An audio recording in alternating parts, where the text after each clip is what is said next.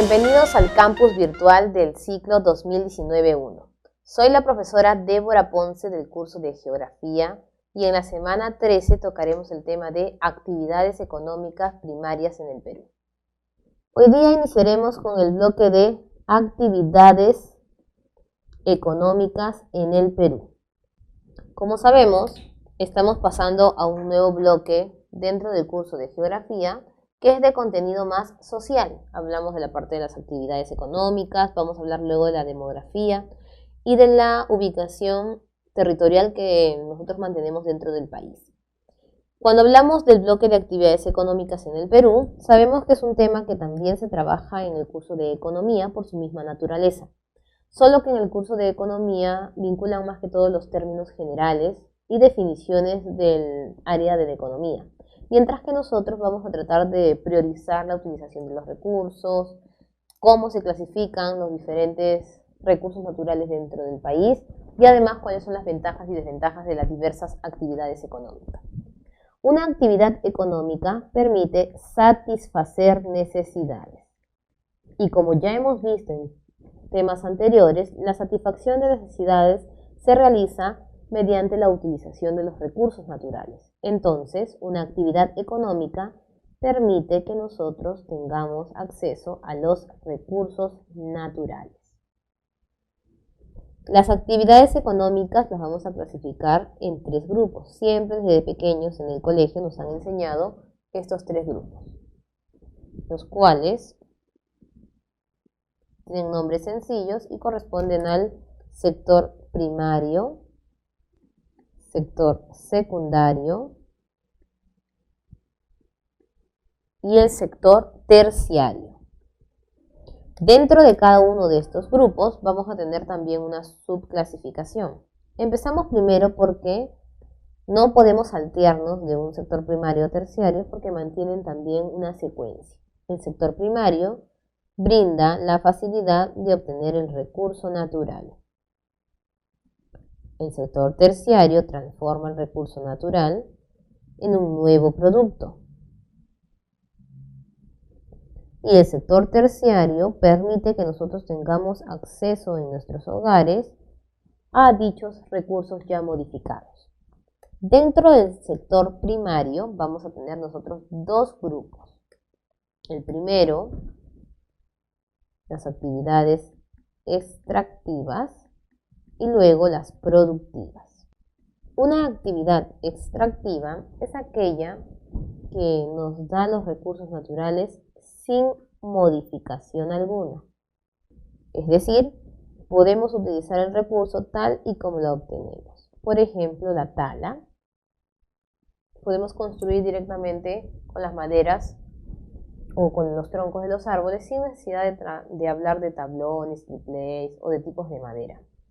Tenemos también la caza, puesto que nosotros utilizamos, por ejemplo, el venado colorado, ya visto en la clase anterior, y el venado colorado directamente lo podemos comer en un plato. Podemos aderezarlo, freírlo, etc. Luego tenemos también la actividad de la minería,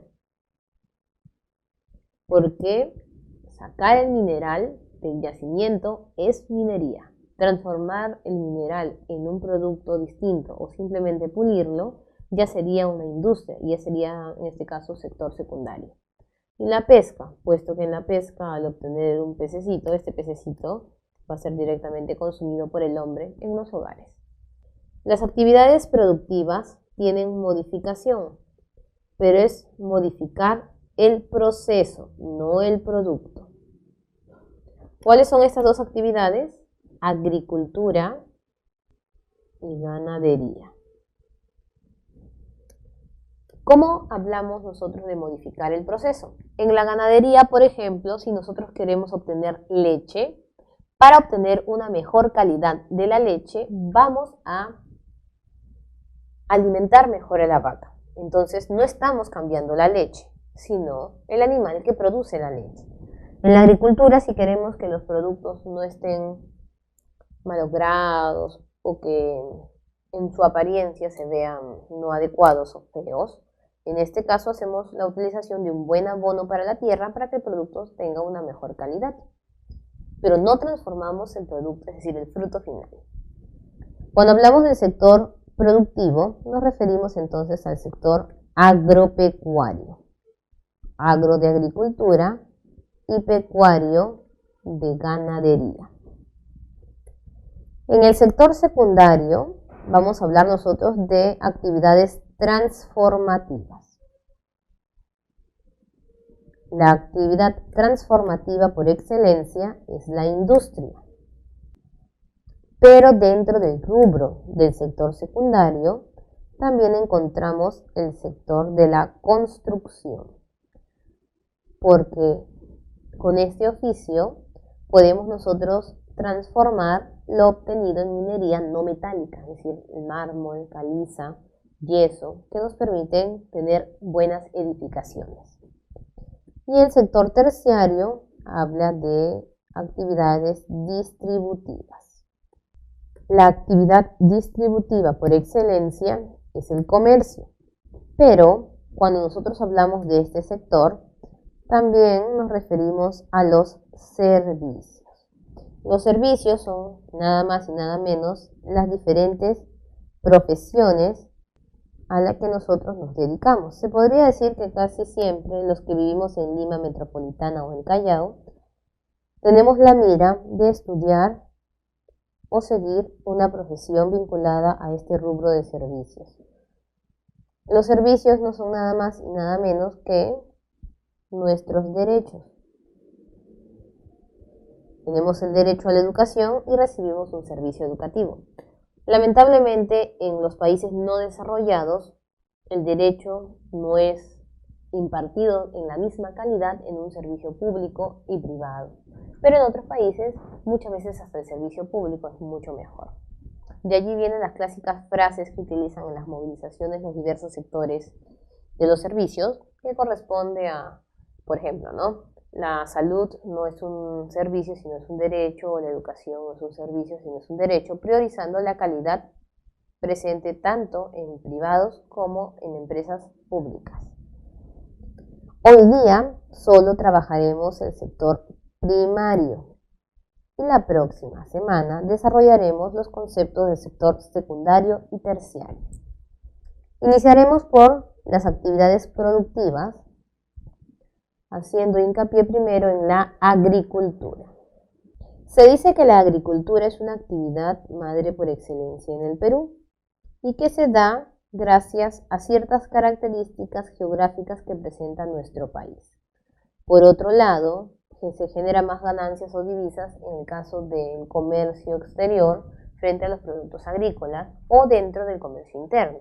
Pero la agricultura como tal no es de forma correcta la remuneración. Una de las características que hace posible que nosotros tengamos una buena agricultura en el Perú es el clima, porque habíamos visto ya que el Perú presentaba 28 de los 32 tipos de clima y 90 tipos de microclima. El clima hace posible que el Perú tenga una variedad de recursos. Si nosotros pensamos en Colombia, pensamos en café. Si pensamos en Brasil, plátano, por ejemplo. Si pensamos en Bolivia, papa o quinoa. Pero cuando pensamos en Perú, se nos vienen a mente diversos productos de acuerdo a las zonas a las cuales estamos más cerca en los diversos países. Se podría decir entonces que no hay un recurso madre en la agricultura, sino que existe diversidad gracias a los tipos de clima y la ubicación latitudinal que presenta nuestro país.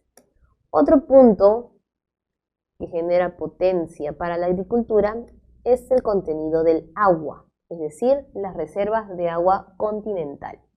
Se dice que el Perú tiene una gran cantidad de reservas de agua continental por la presencia del Parque Nacional de Huascarán con los 660 glaciares y 300 lagunas, y además por la presencia del río Amazonas y todo lo que deriva de él. Sin embargo, el tema del agua se vuelve un problema en nuestro país cuando no hacemos una adecuada utilización en las regiones de esta. Teniendo la costa, sierra y selva, muchos decidiríamos que la zona adecuada para la agricultura debería ser la sierra, porque tiene buenas tierras y contenido de agua. Otros dicen que quizás los problemas como las heladas y el friaje ocasionan ciertos problemas para la agricultura. Luego dicen que un lugar ideal sería la selva por la presencia de las lluvias, pero la dificultad está en la superficie boscosa. Y la costa tiene valles y pampas, pero el problema mayor que posee es la ausencia del agua. Lamentablemente, no seguimos una secuencia correcta de la utilización de tierras y se potencia primero la costa, luego la selva y luego la sierra. Y es por eso que en el tema de hidrografía analizábamos varias obras hidráulicas que nos permitiesen a nosotros obtener agua para poder sembrar.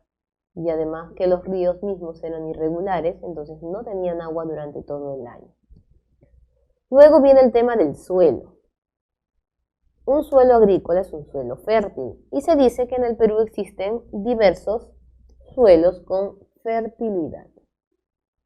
Pero la realidad es que del 100% de los suelos presentes en nuestro país, solo un 20% es un suelo agrícola, mientras que un 80%, y obviamente estamos redondeando las cifras, corresponde a un suelo no agrícola.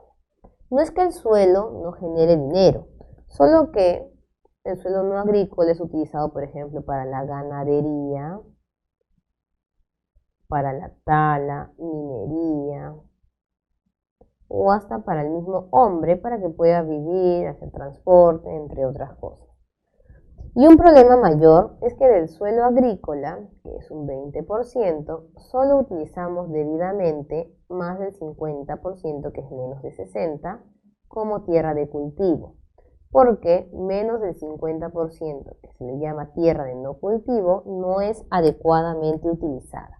Estamos hablando allí de la tierra no trabajada, su nombre lo dice, tierra fértil que nunca ha sido utilizada para agricultura. Tenemos la tierra de barbecho, que es como una solución a la técnica de la agricultura migratoria o del monocultivo. Es decir, utilizamos la tierra por una temporada y la hacemos descansar por otra. Cuando la utilizamos, suma como cultivo y cuando la dejamos de utilizar, resta tierra de cultivo. Y luego tenemos la de descanso, que es una tierra que antes era de barbecho, pero no se volvió a utilizar. La diferencia con la de descanso, con la no trabajada, es que la no trabajada nunca ha sido arada, por lo tanto no tiene problemas de insolación o de provocar rosa y quema. Mientras que la de descanso, como ya ha sido arada en algún momento, genera entonces dicha problemática. Otro tema con la agricultura en el Perú es la utilización de parcelas. Como deben haber escuchado ustedes, el Perú tiene una agricultura parcelaria, es decir, pedacitos pequeños de latifundios, puesto que ya no utilizamos una tierra tan amplia. Eso es debido al problema de la tenencia de tierras. Como ustedes saben, por mucho tiempo se hablaba de una famosa reforma agraria, solución dada por Velasco Alvarado, pero que generaba problemas en función de la administración o de utilización de los campesinos cuando tuvieron nuevamente las tierras. Un ejemplo para que podamos entender esto: si nosotros estudiásemos, por ejemplo, veterinaria y toda nuestra familia trabaja en el rubro de la industria maderera y papelera, imagínense que de un momento a otro heredamos esta industria, pero nosotros nunca hemos trabajado allí, no conocemos cómo es el rubro que vamos a desempeñar y posiblemente terminaríamos mandando a bancarrota a la empresa, vendiéndola, entre otros. Y lo mismo sucedió con la parte de los campesinos. Ellos recibieron las tierras y al no poderlas administrar de manera correcta, terminaron dividiendo las tierras en pequeñas parcelas. Otro problema en la agricultura es la inversión. Cuando hablamos nosotros de la inversión, la podríamos dividir de repente en tres sectores: la inversión pública, la inversión privada o el rubro de la competencia. En el caso de la inversión pública, lamentablemente, se invierte más en una sola o dos regiones a lo máximo. En el tema de la inversión privada, cuando una empresa o país invierte en terrenos agrícolas en el Perú, es para utilizar los recursos para beneficio de ellos mismos. Por ejemplo, el tema de la quinoa. China tiene productos que dicen Made in China y es quinoa, pero es quinoa trabajada en nuestro país. que por el tema de la inversión privada ellos se llevan la quinoa, la envasan y le ponen Made in China. Y en el tema de la competencia, sabemos nosotros que el Perú tiene más de 3.500 tipos de papa, pero aún así seguimos comprando tipos de papa. Entonces, hacemos que las personas que generan agricultura de papa en el Perú pierdan dinero o se les pague muy poco. Por ejemplo, se les paga 5 soles por un costal, 10 soles como máximo, y estamos hablando de más de 10 kilos en un costal, lo que termina costando 20 céntimos o 50 céntimos el kilo de papa. Ellos terminan perdiendo mucho dinero. En algunos lugares hasta 10 céntimos se les paga por cada kilo de papa. Cuando hablamos nosotros de la agricultura, también podríamos hablar de la clasificación de las tierras por el contenido del agua. Y existen entonces dos tipos de maneras de obtener agua para la agricultura. El agua natural, producto de las lluvias, lagunas, glaciares, o la alcanzada por los canales de irrigación y las diversas obras hidráulicas. Cuando nosotros hablamos de un lugar que es abastecido por lluvia o de forma natural, hablamos de una tierra de secano. Y cuando es por canales de irrigación, le decimos tierra de regadío o bajo riego. Las tierras de secano las encontramos en la sierra y selva baja. Recordaron ustedes la gran llanura dividida en barriales, restingas. Y la de regadío la encontramos en la costa, por eso están las obras hidráulicas, y en la selva alta por la dificultad de poder nosotros llegar hacia la superficie boscosa para hacer agricultura migratoria. Además, nosotros relacionamos el concepto de secano al de extensivo y el de la costa y selva alta como intensivo. Por si acaso, el hecho de decir que la sierra es extensiva o que la costa es intensiva no significa que todo en general se trabaje de esa manera. Existen pequeñas porciones de tierra en la sierra y selva baja que son extensivas y también, intensivas y en su mayoría extensivas, pero en la costa y selva alta encontramos en mayoría intensivas, pero pequeñas también extensivas. ¿Qué significa extensivo? Lo relacionan con tradicional, mientras que intensivo lo relacionan con mecanizado, tecnificado, planificado, especializado, productividad y divisas. En otras palabras, cuando piensas en la agricultura de la costa o de la selva alta, piensas en grandes maquinarias de agricultura, en abonos o pesticidas artificiales o programas masivos de cuidado natural o sostenible, de la venta y exportación de estos productos, de especialistas botánicos, agrónomos cuidando el lugar, y si fuera ganadería estarías hablando de zootécnicos o veterinarios, y obviamente de mayor calidad. Claro, entiéndase calidad en este caso por obtener varios productos que la mayoría están listos para poder exportarse. Mientras que en extensivo no utilizamos tanta maquinaria, lo más técnico que tienen son los andenes, la chapitaglia, es un cuidado de fertilización natural, pero que corre el riesgo de que muchos productos de repente salgan chancaditos, no adecuados para venta, pero con un sabor más agradable. En este caso, el término intensivo se relaciona con los ya mencionados, pero su definición exacta es más cantidad, obviamente, de productos en un menor tiempo y en un menor espacio. Recuerden además que el término extensivo e intensivo no solamente va a ser válido para agricultura, sino también para ganadería. Y obviamente extensivo sería lo contrario, menos cantidad, más tiempo y más espacio. Vamos a poner ejemplos de ambos sectores, tanto de agricultura y ganadería, para entender lo que es extensivo o intensivo. Por ejemplo, pondríamos en primer lugar la agricultura de la uva. La uva es una plantación que necesita mucho espacio, pero que se adecua en realidad al espacio que tú le das. Las plantas de la uva pueden poblar todo un cuarto enorme, como también crecer en un espacio pequeño. ¿Qué hacemos en una agricultura extensiva? Dejamos que la uva se expanda según su naturaleza.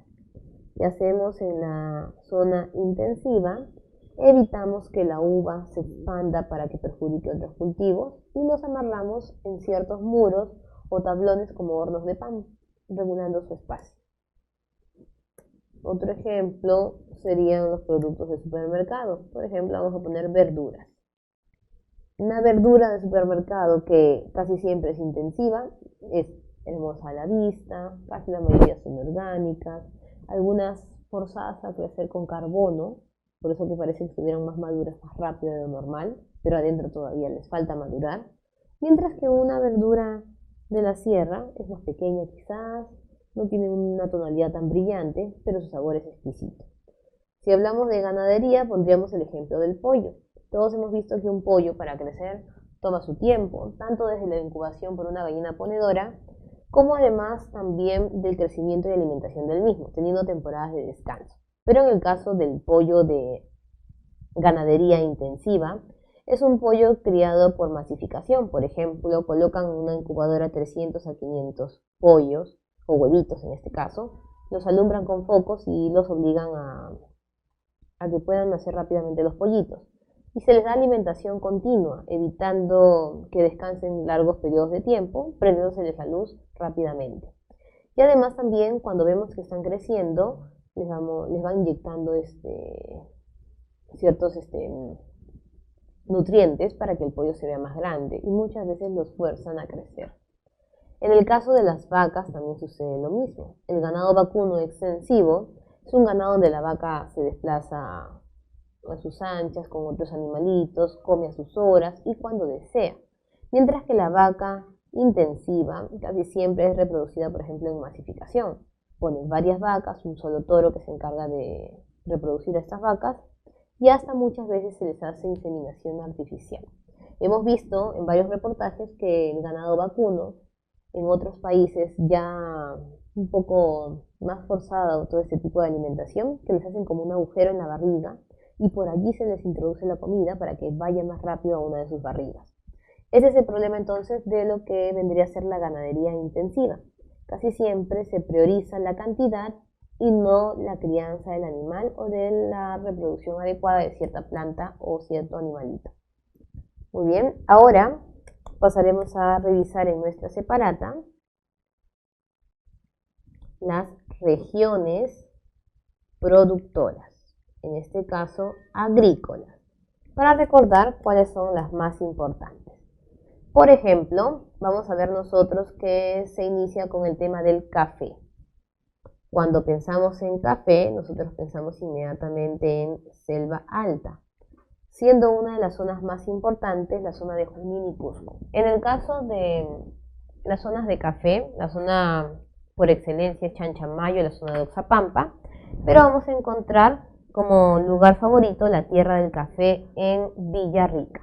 Cuando hablamos nosotros de Villarrica, hablamos de un lugar donde no solamente producen el café clásico, sino que hacen diversos tostados del café, obteniendo diversos sabores, por ejemplo, café sabor a caramelo, a chocolate, y solamente por tostar de forma o en menor cantidad o mayor cantidad un grano de café.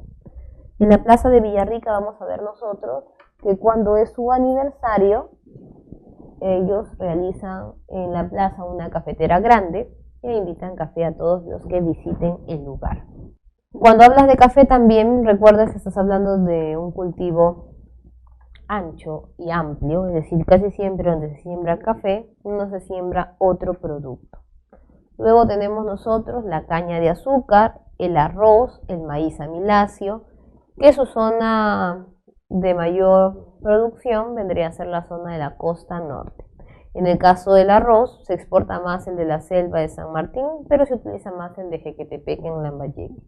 Maíz amiláceo, estamos hablando de granos gordos, de choclo, de maíz, y algodón tanto para la producción textil como para el consumo directo. En el caso de la vid y el mango tenemos zonas divididas, por ejemplo, se exporta más la uva y el mango del norte, estás hablando de la uva de color verde la Italia o la roja por injerto.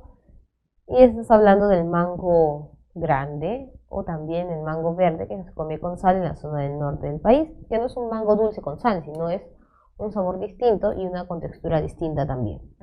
Pero no deja de ser una zona ideal para la uva y el mango Ica, conocido como el mango más delicioso y dulce, y además la tierra de la producción de vinos. En el caso de espárragos, estamos vinculándolo al lugar de la costa, siendo específicos la zona norte y zona centro-sur. Los espárragos tienen una gran producción en nuestro país, pero como no es un alimento que suele consumirse en los hogares, casi siempre se utilizan para exportación. Páprica, que vendría a ser el ají panca, se desarrolla también en la zona de la costa. Y cuando hablamos nosotros de papa, de quinoa y cebolla, estamos hablando de las zonas sur de nuestro país, especialmente lo que nosotros llamamos Sierra Sur, y en el caso de la cebolla, la parte de Arequipa e Ica. Papa, somos los exportadores por excelencia, con más de 3.500 tipos de papa, y en el caso de la quinoa, el lugar por excelencia es Bolivia, pero en los últimos años el Perú ha ganado el primer lugar en la venta de quinoa en la zona de Puno, y en cebolla estaríamos teniendo como el máximo vendedor Arequipa, encontrando la cebolla en varias tonalidades, siendo la más vendida para la parte gourmet la cebolla rosada y la cebolla blanca. Ahora pasaremos a hablar de la ganadería.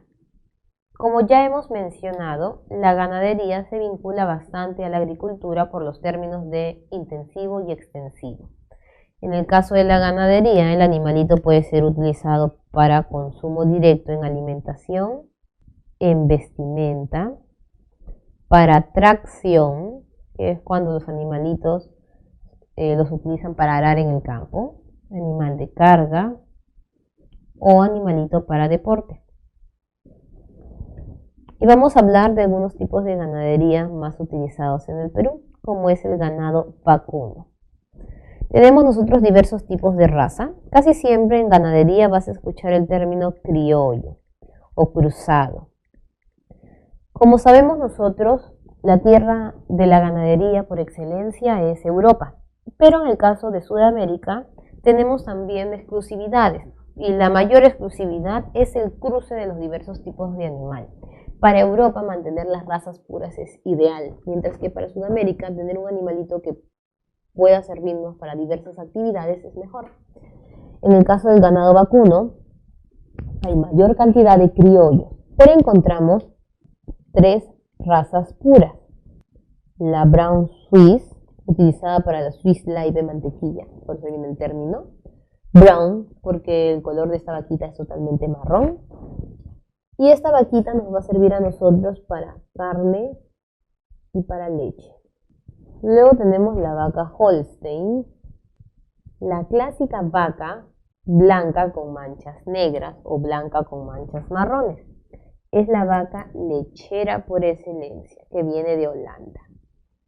Ambas son vacas de lugares templados o fríos. Si van a un lugar tropical no producen leche. Mientras que el Sir Zebu, que viene de la India, vive en la selva, es un animal lechero, pero es lo contrario, sobrevive más que todo en lugares tropicales y si va a lugares fríos ya no produce leche. Podemos ver en las imágenes de nuestra separata, el Zebu es más grande que una vaca común, ella es la hembra, pero el macho tiene una joroba más grande, los cuernitos más grandes todavía. El cebú es un animal salvaje, no es como una vaca clásica, cuando ellos se molestan suele saltar las vallas de las granjas y pueden hasta atacar. Pero sin embargo, cuando ya encontramos cebús domesticados, les cortan un poco el cuerno y ya nosotros nos podemos acercar. Hasta hay personas que todavía se toman fotos junto a este animalito. La mayor cantidad de ganado vacuno lo encontramos en la zona de Cajamarca, específicamente la Swiss y Holstein. Luego tenemos el ganado ovino.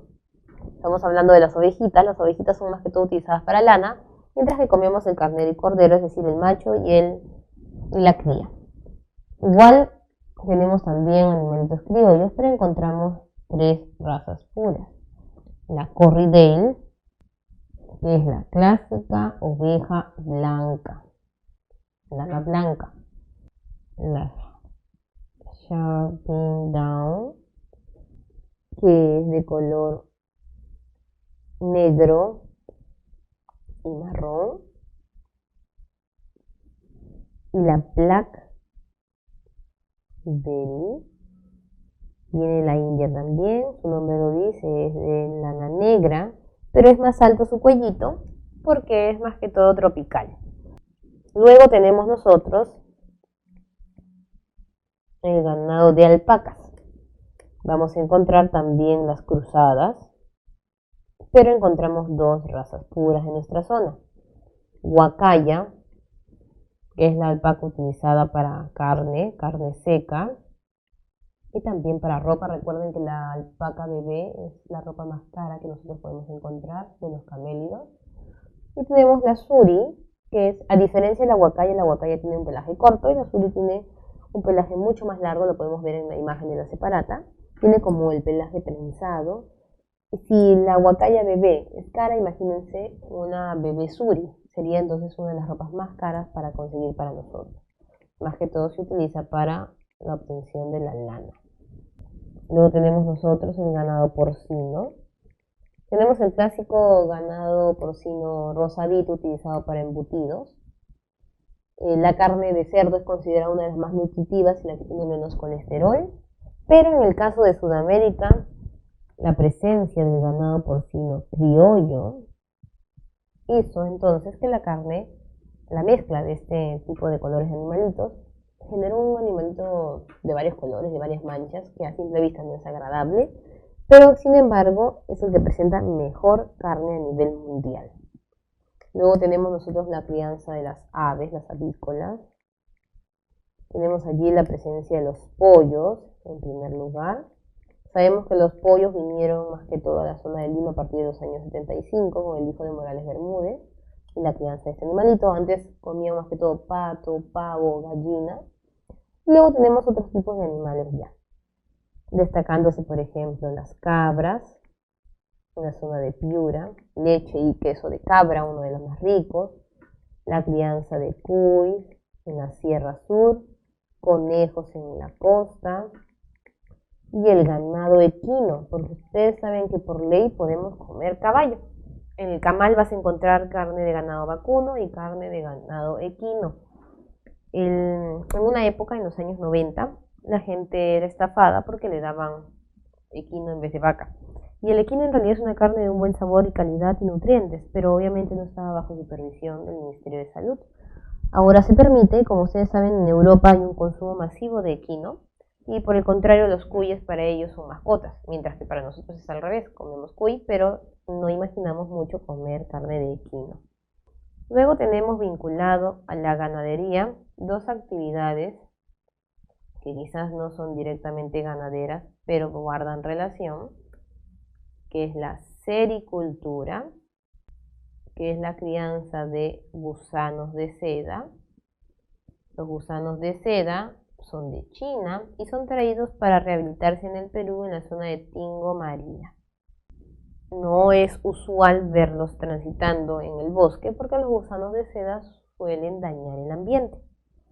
Y por otro lado está la acuicultura, que es el cultivo de animales de río, lago o mar, pero en zonas de forma sostenible o artificial, es decir, para mejorar su producción y controlar que el animalito obviamente no se extinga. Encontramos en la acuicultura, en el caso de la costa, langostinos, conchas negras y camarón de río, como vieron ustedes, afectados por no respetar las temporadas de veda. Encontramos en la sierra la trucha. Ustedes saben la historia de la trucha no es tan grande como la vemos en el Perú y no es del Perú.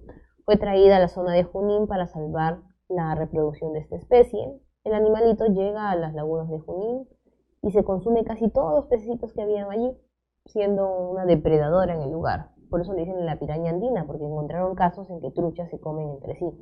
Aumentaron su tamaño y para evitar que se extingan estos animales y también que puedan consumirse de manera sostenible, los encontramos en criaderos de acuicultura como en la zona de Ingenio. Y en el caso de la selva, colocan aquí a los animales más consumidos por el hombre, como son la gamitana, paco, boquichico y la más utilizada, la tilapia. Muy bien, ahora ya terminamos la actividad de la ganadería y pasaremos a hacer el otro bloque que corresponde a actividades extractivas. Y empezaremos entonces por la pesca, porque hoy solamente trabajaremos pesca y minería. No vamos a trabajar ni tala ni caza. La pesca. Empezaremos hablando, mejor dicho, de los tipos de pesca. Tenemos 3 tipos de pesca en el Perú. La pesca de bajura o artesanal. Tenemos la pesca de menor escala y la pesca de mayor escala o industrial. La pesca de bajura se realiza en las caletas, que son puertos pequeñitos o bahías pequeñas llamadas ensenadas, como la caleta de Tacna. Pero también puedo hacer pesca de bajura en los diversos puertos, claro que siempre se realiza con pequeñas embarcaciones o caña de pescar. El de menor escala se utiliza más que todo en los puertos menores y de mayor escala en los puertos mayores. Otra diferencia es el tipo de embarcaciones. Las embarcaciones que realizamos nosotros, que utilizamos, en la pesca de bajura, son botes, chalanas, lanchas. Luego nosotros encontraremos en la de menor escala las mismas embarcaciones pero a motor. Y en el caso de la mayor escala encontramos ya barcos y bolicheras. ¿Qué podemos y qué no podemos extraer? En el caso de bajura podemos obtener anchoveta y sardina. En este caso no podemos sacar anchoveta ni sardina. En menor y mayor escala sí podemos obtener anchoveta y sardina. En el caso de la menor escala vamos a obtener anchoveta y sardina solo para mercado interno. Y la anchoveta y sardina en el caso de la de mayor escala son en toneladas para obviamente convertirlas posteriormente a aceite, harina y conservas. Otra diferencia es cómo actúa el Ministerio de Producción. En el caso de la pesca de bajura no existe el cobro de impuestos, pero tampoco se tiene control de las embarcaciones. Por eso siempre encontramos que se pierde una embarcación artesanal y preguntan cuáles son las personas o cuántas eran las personas que se encontraban allí. En el caso de la de menor escala, sí se paga impuestos, menores a la de mayor escala, obviamente, porque la de mayor escala paga impuestos de industria, pesca y aduana. Y en el caso de menor escala, tenemos control satelital, registrando las embarcaciones, y en la de mayor tenemos satelital y además control de peso. ¿Qué podríamos encontrar en la actualidad en relación de la pesca con el ser humano? Se dice que una persona debe acercarse hasta donde están las boyas, que son una medida de 2 a 3 millas. Pasando entre 2 a 3 millas, posiblemente el salvavidas ya no nos rescate, sino tengan que llamar a la marina para rescatarnos, porque el salvavidas estaría arriesgando la vida. Si nosotros pasábamos las 5 millas o las 3 millas, íbamos a encontrarnos solo con embarcaciones pequeñas o máximo de motor. Era muy raro estar cercanos a barcos o bolicheras. La nueva ley de pesca ha unido los 2 primeros sectores y ha dividido el último sector.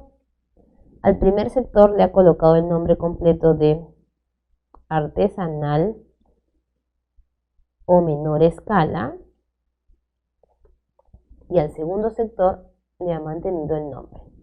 Pero la diferencia no solamente ha sido la unión, sino la distancia. Se dice que la de bajura antes era de 0 a 5, la de menor de 5 a 10 y la de mayor de 10 a 200. Actualmente, solo bajura y menor están hasta 5 y la industrial empieza en 5. ¿Qué problemas tendríamos allí? Una embarcación a motor competiría con una embarcación que no posee motor y le quitaría los recursos. Además que hasta 5 millas no encontramos mucha variedad de peces. Casi el que más se abastecería sería la pesca industrial porque tendría toneladas de registro de peces. Las personas están más expuestas ahora a la cercanía de barcos y bolicheras, y como hemos visto en el verano, en muchos puertos, cuando iban a nadar las personas, encontraban más que todos barcos estacionados y no podían realizar sus actividades de turismo. Ese es el problema que se viene registrando en la actualidad. Ya en resumido, la pesca artesanal o de menor escala, ya no en tipos de peces o los tipos de embarcaciones, sino más que todo el porcentaje, que son bodegas entre 32.6 metros cúbicos, y en el otro caso estaríamos hablando de más de 32.6 metros cúbicos. Cuando hablamos de pesca, también estaríamos hablando un poco de lo que es la pesca continental, es decir, recursos que se obtienen en lagos o ríos. En el caso de la costa, son los mismos animalitos que se trabajan en acuicultura: langostinos, conchas negras, camarones de río y hasta las merluzas, que tienen alto contenido de grasa. En el caso de la sierra, encontramos carachi, ishpi, el suche y el famoso o la famosa trucha, que ya hemos hablado de ella. Y en la selva, el pececito que conocimos en la clase anterior, el paiche, tenemos el dorado, la corvina, que son las más consumidas, pero el pececito por excelencia allí es la doncella, un pececito que tiene menos contenido de grasa a pesar de ser continental, porque siempre los pececitos del continente tienen más grasa que los del océano, y además su sabor es exquisito. Cuando vamos a un restaurante amazónico en la costa, se van a dar cuenta que los platos, por ejemplo, de ceviche son más caros en doncella que en los pececitos comunes. Y para terminar, iniciaríamos con el bloque de minería. Bloque final. La minería en el Perú es una actividad extractiva que genera gran número de divisas, tanto por la obtención del mineral como la exportación del mismo. Además de ello, la minería peruana es polimetálica por la diversidad de minerales que se van a extraer. Además, dentro de los metales tenemos la mayor producción en cobre, sin embargo, no hemos perdido el puesto en la obtención de plata, de zinc, de oro, que nos encontramos dentro del primero al 10º lugar. A pesar que hemos tenido por historia tantos hurtos sobre el tema de minerales. La minería es una actividad pública, porque todo recurso que se encuentra en el subsuelo le pertenece al Estado. Pero a pesar de ser una actividad pública, es una actividad susceptible a ser concesionada, es decir, tiene concesiones. Las concesiones también se dan en el transporte, por ejemplo, como ustedes han podido ver, cuando nos vamos en todas las rutas de Lima, dice Provías, concesionado por 7 años, 8 años. En el caso de las concesiones de la minería también se dan así. Antes se denunciaban minas. Una denuncia de mina era encontrar un yacimiento, avisarle al Estado y ser el primero en explotar la mina. Actualmente todas son concursos de concesiones. Tenemos dos términos para utilizar en la actividad minera: yacimiento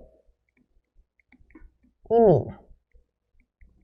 Un yacimiento es un lugar natural que tiene mineral, y mina es la construcción que realiza el hombre en dicho yacimiento para explotarlo. El yacimiento se divide en prebendas, es decir, pedacitos de yacimiento que son concesionados por una misma empresa o por varias empresas. Y las minas son de dos tipos: de tajo abierto o de socavón. La de socavón es el clásico túnel o mina subterránea. La profundidad del túnel depende de la extracción de la cantidad de minerales que tenga dicho yacimiento. El mineral más profundo es el oro y es el que utiliza el mayor número de mercurio. El socavón tiene ventajas y desventajas. La ventaja es que se evitan los robos, porque es un túnel, obviamente. Y la ventaja es que la mejor utilización para recursos mineros, la mejor obtención. Las desventajas, que generan muchas enfermedades para los trabajadores, porque están bastante tiempo en este túnel. Y segundo, la reducción de la demografía en la región donde se encuentra dicho yacimiento. Tajo abierto evita las enfermedades porque son cortes que se realizan en la tierra para succionar casi siempre hidrocarburos como petróleo y gas natural, llevados por tuberías. El problema es que en las noches hacen tajos a los ya cortes realizados e instalan las personas tuberías para robar el hidrocarburo, lo que termina generando la minería ilegal, siendo el mayor número o dándose el mayor número de minería ilegal en las zonas de Madre de Dios. Esos son los famosos derrames de petróleo, puesto que cuando se da en la mañana quitan la tubería, pero no cierran el agujero que ellos mismos han ocasionado. Una empresa asegura la tenencia de las prebendas o del yacimiento completo a través del pago de impuestos, asegurando así también el Estado la retribución social, económica y natural. Los tres impuestos más utilizados en la minería son regalía minera, que es como una especie de pago de alquiler por la utilización de un recurso no renovable, derecho de vigencia, que es el valor del contrato, es decir, si yo pago un derecho de vigencia por 20 años, nadie puede utilizar el yacimiento o el Estado no puede vendérselo o alquilárselo en este caso a otra empresa, salvo que me pague a mí la indemnización o me pague la indemnización por el daño y perjuicio ocasionado al quitarme la concesión. Y el gravamen minero, como ustedes saben, la minería genera grandes ganancias, así que se destina que el 15% de las ganancias vayan al Estado. Oposición al inicio de las empresas, pero que luego fue aceptada. Del total de dinero que ingresa, 50% va para el Ministerio de Energía y Minas y 50% para el gobierno regional encargado o dueño de dicho yacimiento, es decir, de la parte del estado en el cual encontramos el yacimiento. Por ejemplo, en Ancash tenemos la mina de Antamina y Ancash se lleva un 50% de los ingresos de esa mina. A esto se le llama, solamente a la parte del 50% del gobierno regional, canon. Existen cánones diferentes, canon pesquero, canon aduanero, canon de tala, pero en este caso es el canon minero. Por eso es que Ancash protestó tanto y revocó a tantas autoridades, puesto que ellos son los ganadores de mayor ingreso por canon. Tienen canon pesquero, aduanero, encima la mayor mina del Perú, que es Antamina. Pero sin embargo, como podemos ver nosotros en las unidades mineras, Antamina, a pesar de ser la mina con mayor diversidad de productos, ha bajado en el año 2017, porque encontramos en cobre, Cerro Verde como primer lugar y Antamina en tercero. En zinc, Antamina se mantiene. En plata, Uchuchacua desplazó a Antamina. Y en oro, la reina sigue siendo Chaupiloma, que vendría a ser la zona de Yanacocha. Y encontramos en plomo a Nimón, siendo en estaño la zona de Puno la única unidad minera San Rafael, y en Ica encontramos a Marcona con la obtención del hierro. Ahora pasaremos a analizar por último el tema de los hidrocarburos, petróleo y gas natural. En el caso del petróleo, estamos hablando de los primeros yacimientos de hidrocarburos, que como sabemos nosotros encontramos petróleo tanto en la región amazónica como en la costa norte y parte del Zócalo, ¿verdad? En el caso de la costa norte tendríamos el Zócalo y los Tablazos, pero encontramos mayor cantidad en la sierra. Pero debido a que hay más cercanía de Lima con la costa norte, el tránsito del oleoducto norperuano, que así se conoce, que extrae el petróleo, estaríamos hablando de un camino desde la selva hasta la costa norte, empezando en la estación de San José de Saramuro, en Loreto, y terminando en Bayóvar, en Piura. Ese es el recorrido del oleoducto, teniendo como zona del oleoducto principal la primera hasta la quinta estación, e iniciándose un ramal del norte que terminaría en este caso en Bayóvar. Por eso hablamos nosotros que hay 5 estaciones, pero una extensión de una estación más, dando el contenido total de 6. Luego, en este viaje de las estaciones, podríamos generar ramales de extensiones hasta la número 9. Y además, tenemos refinerías que se dan desde el inicio del oleoducto hasta la zona de la capital, siendo en la capital las más importantes Pampilla en Ventanilla y Conchán en Lima. Cuando viajamos hacia las playas del sur vamos a ver varias plantas de color blanco, que son las refinerías de Conchán.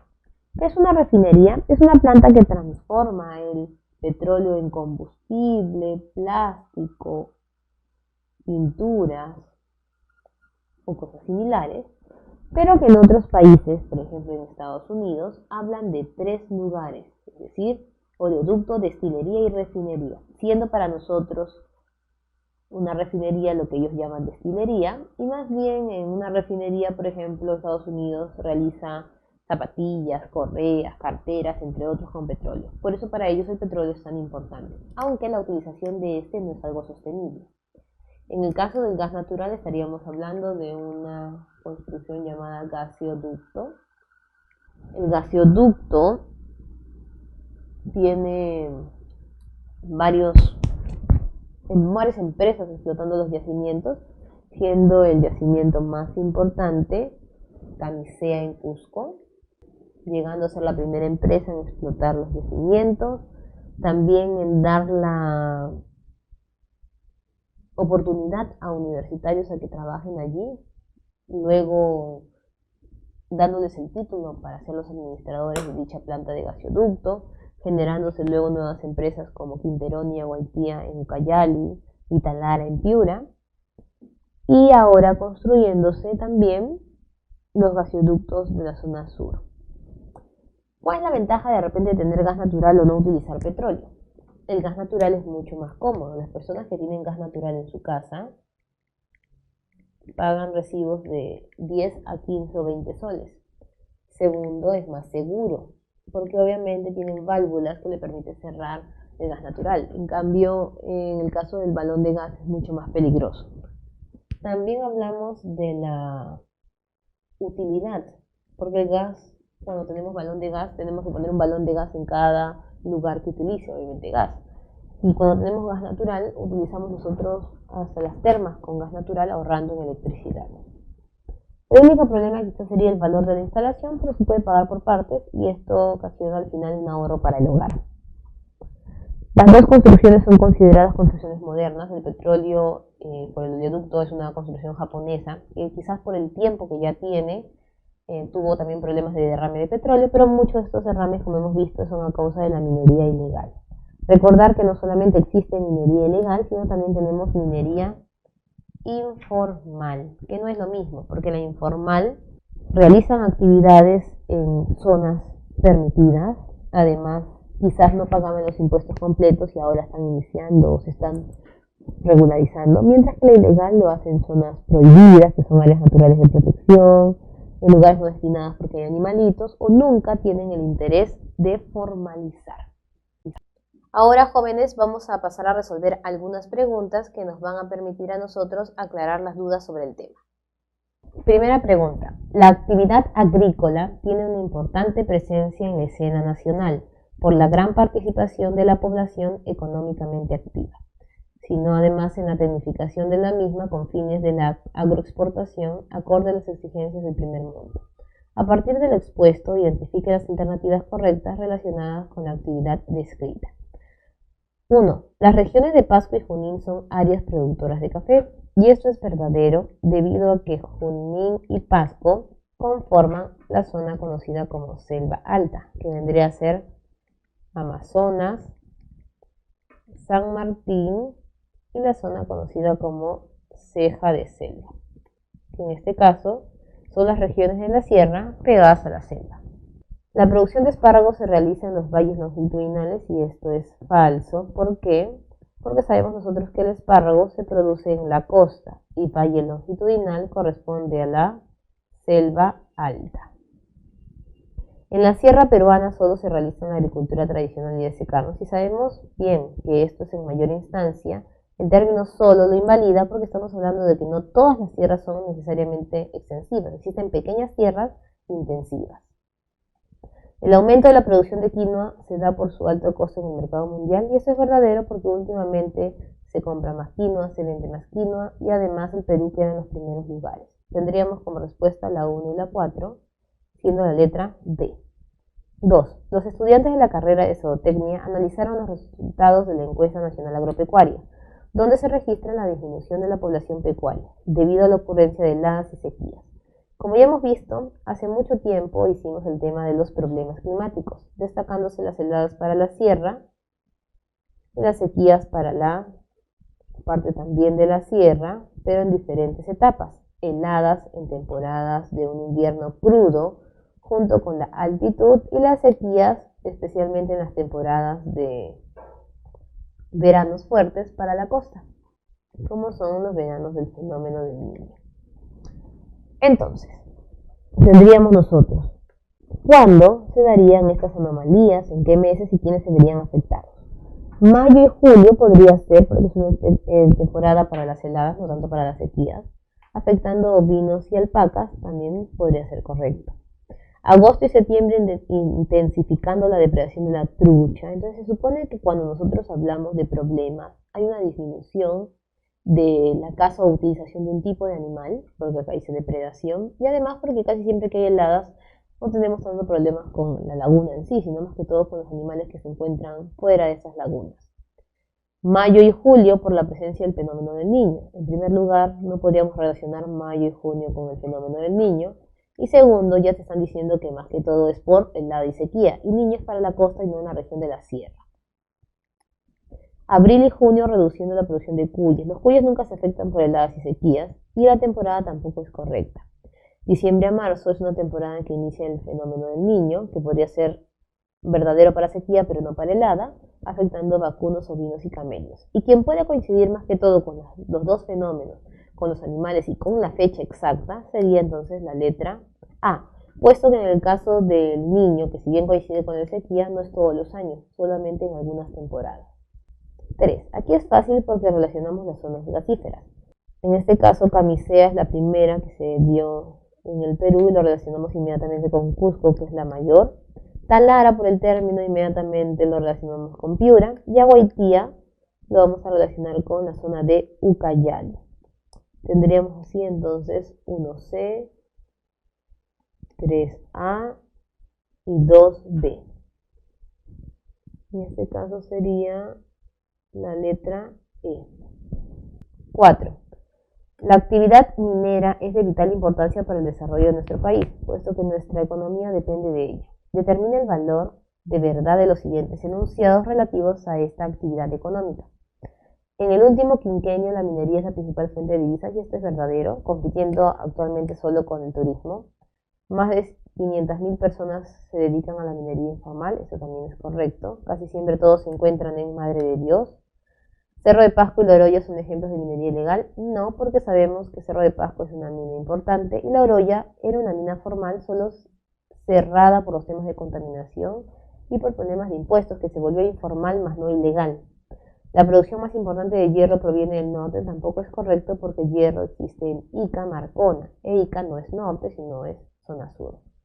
Sería entonces 1 y 2 como verdadero y las dos últimas como falso, dando respuesta a la letra C. Bueno, hemos concluido la primera parte del bloque de actividades económicas y nos vemos la próxima semana para continuar con lo que son las actividades secundarias y terciarias.